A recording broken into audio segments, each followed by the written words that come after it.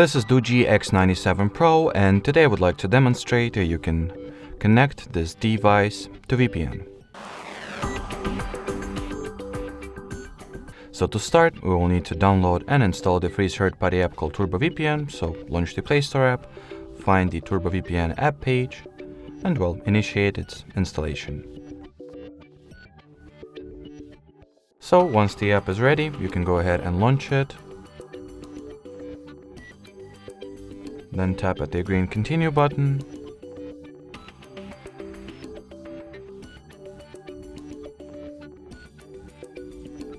Then obviously you gotta skip this ad.